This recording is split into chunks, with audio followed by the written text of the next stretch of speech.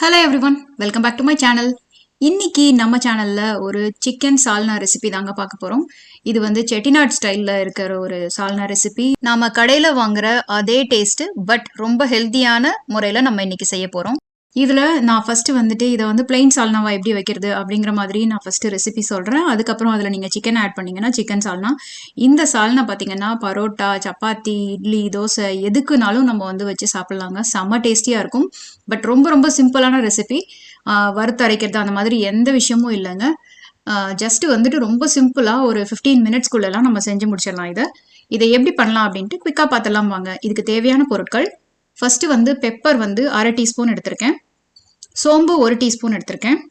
மிளகு வந்து காரத்துக்கு தகுந்த மாதிரி நீங்கள் அட்ஜஸ்ட் பண்ணிக்கலாம். கசகசா ஒரு 3/4 டீஸ்பூன் எடுத்திருக்கேன். அதுக்கப்புறமா முந்திரி பருப்பு கொஞ்சமாக, வறுத்த நிலக்கடலை கொஞ்சமாக, ரெண்டும் சேர்த்து ஒரு 1/4 கப் வர்ற அளவுக்கு எடுத்து வச்சுருக்கோம். அதுக்கப்புறமா ஒரு 1/4 கப் துருவனா வர்ற அளவுக்கு தேங்காய் எடுத்திருக்கேன். இஞ்சி பூண்டு 2 எடுத்திருக்கோம். 10 பல் பூண்டு எடுத்திருக்கேன். அதுக்கு ஈக்குவல் அளவுக்கு இஞ்சி எடுத்திருக்கேன். அதுக்கப்புறம் 2 தக்காளியை பொடி பொடியாக கட் பண்ணி வச்சுருக்கேன். இது எல்லாமே பார்த்தீங்கன்னா நம்ம அரைக்க போகிற பொருட்கள். அதுக்கப்புறமா தாளிக்கிறதுக்கு தேவையான பொருட்கள் 3 பச்சை மிளகாய் வந்து கீறி வச்சுருக்கேன். அதுக்கப்புறம் வெங்காயம் பார்த்தீங்கன்னா பொடி பொடியாக நறுக்கி வச்சுருக்கேன், 2 வெங்காயம். அதுக்கப்புறம் பிரியாணிக்கு தேவையான மசாலா எல்லாமே எடுத்து வச்சுருக்கேன். பட்டை, கிராம்பு, ஏலக்காய், பிரிஞ்சி இலை, அது எல்லாமே. அதுக்கப்புறம் சிக்கனை வந்து மஞ்சள் தூள் போட்டு கழுவி எடுத்துட்டு உப்பும் தயிரும் போட்டு மேரினேட் பண்ணி வச்சுருக்கோம். ஸ்டார்ட் பண்ணுறதுக்கு முன்னாடி மேரினேட் பண்ணி வச்சிட்டோம்னா தாளித்து முடிச்சு எல்லாமே ரெடி ஆகும்போது பார்த்தீங்கன்னா மேரினேட் ஆகி நல்லா ஊறி இருக்கும். அவ்வளோதான். இப்போ தாளிக்க ஆரம்பிச்சிடலாம். ஃபஸ்ட்டு வந்து நான் இன்னைக்கு கடலை எண்ணெயில் செய்கிறேன். 3 டேபிள் ஸ்பூன் அளவுக்கு எண்ணெய் ஊற்றிருக்கேன். பட்டை, கிராம்பு, ஏலக்காய், ஸ்டார் அனீஸ் எல்லாமே நம்ம போட்டுருவோம். பிரியாணிக்கு தேவையான எல்லா மசாலாவும். அதுக்கப்புறம் லைட்டாக வதக்கிட்டு பச்சை மிளகா போட்டுட்டு அதுக்கப்புறமா பொடி பொடியாக நறுக்கி வச்சிருக்க வெங்காயத்தை ஃபர்ஸ்ட் சேர்த்துக்கலாம். அது பார்த்தீங்கன்னா நல்லா வதங்கணும். வெங்காயம் வந்து எந்த அளவுக்கு உங்களுக்கு வதங்குதோ அந்த அளவுக்கு டேஸ்ட் நல்லா இருக்கும். அதனால தான் ஃபர்ஸ்டே வந்து எவ்வளோ எண்ணெய் சேர்க்க முடியுமோ அது எல்லாமே சேர்த்துட்டு நம்ம வெங்காயத்தை போட்டு அதில் லைட்டாக உப்பு போட்டிங்கன்னா கொஞ்சம் சீக்கிரமாக வதங்கும். ஸோ இந்த அளவுக்கு கலர் சேஞ்ச் ஆயிடுச்சு இல்லையா? அதுக்கப்புறமா அதில் கொஞ்சம் நம்ம கருவேப்பிலை சேர்த்துக்கிறோம். அதையும் சேர்த்துட்டு நல்லா வதக்கி விட்டுருங்க. இந்த ஸ்டேஜில் நம்ம இஞ்சி பூண்டு இருக்கு இல்லையா, அதை வந்து அரைச்சி எடுத்து வச்சிருக்கோம். அதை எடுத்து இப்போ நம்ம சேர்த்துக்கலாம். நான் இன்னைக்கு 3 டேபிள் ஸ்பூன் அளவுக்கு இஞ்சி பூண்டு விழுது சேர்த்துருக்கேன். அதையும் சேர்த்துட்டு நல்லா பச்சை வாசனை போகிற அளவுக்கு நல்லா வதக்கிக்கோங்க. அதுக்கப்புறமா தக்காளியை நம்ம அரைச்சி எடுத்து வச்சிருக்கோம். இப்போ வந்து இந்த தேங்காய் பேஸ்ட் இருக்கு இல்லையா, அதை அரைச்சிக்கலாம். மிளகு, சோம்பு, கசகசா, அப்புறம் நட்ஸ் இருக்கு இல்லையா, எல்லாத்தையும் சேர்த்து மொத்தமாக அரைச்சி எடுத்துகிட்டு வந்துடுங்க. ஸோ இதெல்லாம் அரைச்சி எடுத்து வச்சுக்கலாம். அந்த டைமுக்குள்ளே இது எல்லாமே வதங்கி ரெடி ஆயிடுச்சு. இப்போது அரைச்ச தக்காளியை ஃபஸ்ட் இதில் சேர்த்துக்கிறோம். தக்காளி வந்து நல்லா சுருங்கி வதங்கணும். அரைச்சிருக்கனால பார்த்தீங்கன்னா கொஞ்சம் வந்து சீக்கிரமே வதங்கிடும். அதனால தான் நம்ம அரைச்சி சேர்க்குறோம். இல்லைனா நீங்கள் அப்படியே கூட சேர்க்கலாம்.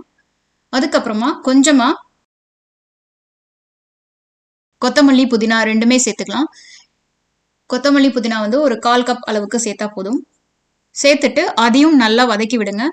இந்த தக்காளியோட அந்த தண்ணியெல்லாம் கொஞ்சம் சுருங்கி இதானதுக்கு அப்புறமா ஒரு 1/2 டீஸ்பூன் மஞ்சள் தூள், 2 டீஸ்பூன் அளவுக்கு மிளகாய் பொடி, தனி மிளகாய் தூள் நான் இன்னைக்கு சேர்த்துக்கிறேன், 2 டீஸ்பூன் அளவுக்கு மல்லிப்பொடி, அப்புறமா கொஞ்சம் சீரக பொடி 1 டீஸ்பூன், கரம் மசாலா 1 டீஸ்பூன். இது எல்லாத்தையும் சேர்த்துட்டு மொத்தமாக வதக்கி விடுங்க. சோம்பு, மிளகு இதெல்லாம் வந்து அரைக்கிறதுல சேர்த்துருக்கோம். அதனால நம்ம அந்த பொடியெலாம் இன்னைக்கு சேர்க்கல. ஸோ இது நல்லா வதங்கி பச்சை வாசனை மாறினதுக்கு அப்புறமா தண்ணி சேர்த்துக்கலாம் கொஞ்சம். இல்லைன்னா பொடியெலாம் போட்டிருக்கனால ரொம்ப ட்ரை ஆயிரும். ஸோ தண்ணி சேர்த்துட்டு நல்லா கொஞ்சம் அதை வந்து லைட்டாக சிம்மர் பண்ண விட்டுருங்க. அதுக்கப்புறமா இந்த அரைச்ச கோகோனட் பேஸ்ட் இருக்கு இல்லையா, அதை வந்து நம்ம கம்ப்ளீட்டாக சேர்த்துக்கலாம். அதை சேர்த்ததுமே வந்து மிக்ஸ் வந்து பார்த்திங்கன்னா நல்லா திக்காயிரும். ஸோ அதை சேர்த்துட்டு லைட்டாக 2 பெரட்டி விட்டுட்டு இந்த சால்னாக்கு எவ்வளோ தண்ணி தேவையோ அதை அப்படியே வந்துட்டு நீங்கள் ஆட் பண்ணிக்கோங்க. எவ்வளோ தண்ணியாக வைக்கணும்னு நினைக்கிறீங்களோ அந்த அளவுக்கு. அதுக்கப்புறம் உப்பு பார்த்து அப்பப்போ வந்து செக் பண்ணி நம்ம சேர்த்துக்கலாம். இப்போ உப்பு வரைக்கும் எல்லாமே சேர்த்து உப்பு நல்லா செக் பண்ணிடுங்க. இது வந்து எம்டி சால்னா. இதுக்கு அப்படியே வந்துட்டு இதை வந்துட்டு வெஜிடேரியனாக இருக்கவங்க வந்து இதை அந்த டைமில் கொஞ்சம் சால்னாவை எடுத்து வச்சுட்டு அதுக்கப்புறமா சிக்கன் சேர்த்துக்கலாம். ஸோ இதை லைட்டாக வந்துட்டு ஒரு கொதி வந்ததுக்கப்புறம் இப்போ சிக்கன் பீசஸை நம்ம இதில் சேர்க்க ஆரம்பிக்கலாம். சிக்கன் பீஸ் வந்து ஏற்கனவே மேரினேட் பண்ணி வச்சிருக்க சிக்கன் பீசஸ் எடுத்து இதில் சேர்த்துக்கிறோம். இப்போ சிக்கன் சேர்த்துட்டு இந்த மசாலாவில் சிக்கன் நல்லா கொஞ்சம் கோட் ஆகி வேகிற மாதிரி இது பண்ணிவிட்டு அதுக்கப்புறமா கொஞ்சம் தண்ணி சேர்த்துக்கலாம். ஸோ சிக்கன் சேர்த்துட்டோம். இப்போ நம்ம இதை வந்து நல்லா பரட்டி விடலாம். நல்லா மிக்ஸ் பண்ணதுக்கப்புறமா வந்துட்டு லைட்டாக ஒரு கொதி வந்தால் போதும். ரொம்ப வந்து கொதிக்கக்கூடாது தண்ணி சேர்க்கறதுக்கு முன்னாடி. ஸோ லைட்டாக ஒரு கொதி வந்தோடனே இந்த சிக்கனில் பார்த்தீங்கன்னா கொஞ்சம் மசாலாலாம் எல்லாமே வந்து நல்லா இறங்கியிருக்கும். ஸோ லைட்டாக ஒரு கொதி வர விட்டுட்டு அதுக்கப்புறமா இதில் எடுத்துட்டு நம்ம இதுக்கப்புறம் எவ்வளோ தண்ணியாக வேணும் இந்த சால்னா அப்படின்னு நம்ம நினைக்கிறோமோ அந்த அளவுக்கு வந்து சால்னாவுக்கு தண்ணி ஊற்றிக்கலாம்.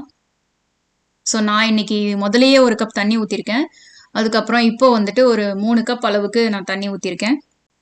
1 கிலோ சிக்கன் அப்படிங்கிறதுனால இன்னைக்கு நிறைய தண்ணி ஊற்றி ஒரு பாத்திரம் நிறைய வச்சுருக்கேன். இது வந்து பரோட்டா வந்து பண்ணுறீங்க அப்படின்னா வந்து சால்னா நிறைய இருந்தது அப்படின்னா தான் உங்களுக்கு ஊற்றி சாப்பிட்றதுக்கு தாராளமாக இருக்கும்.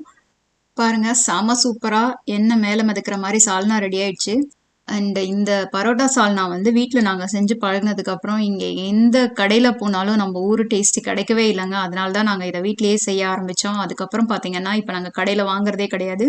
நான் கொடுத்துருக்க அதே அளவு அதே இன்க்ரீடியன்ஸ் வச்சு இந்த மாதிரி ஃபாலோ பண்ணீங்க அப்படின்னா இது யாருக்கு செஞ்சாலும் வந்துட்டு செமையாக ஒர்க் அவுட் ஆகக்கூடிய ஒரு ரெசிபி தாங்க. இந்த ரெசிபியை மட்டும் நீங்கள் ட்ரை பண்ணி பார்த்துட்டீங்க அப்படின்னா இனிமே கடையில் சால்னா வாங்கவே மாட்டீங்க. கண்டிப்பா இந்த ரெசிபியை ட்ரை பண்ணி பாருங்க. ட்ரை பண்ணி பார்த்துட்டு எப்படி இருந்தது அப்படிங்கிற உங்களோட ஃபீட்பேக்கை எங்களோட கமெண்ட்ஸ்ல ஷேர் பண்ணிக்கோங்க.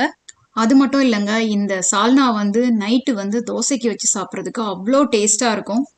இந்த வீடியோ உங்களுக்கு பிடிச்சிருந்ததுன்னா வீடியோக்கு கீழே ஒரு லைக் கொடுங்க. மறக்காம எங்க சேனலுக்கு சப்ஸ்கிரைப் பண்ணிக்கோங்க. பக்கத்துல இருக்க பெல் ஐக்கானையும் கிளிக் பண்ணிக்கோங்க. அப்பதான் நாங்க போடுற வீடியோட நோட்டிபிகேஷன்ஸ்லாம் உங்களுக்கு உடனே வரும். Thank you so much for watching. Bye. Take care.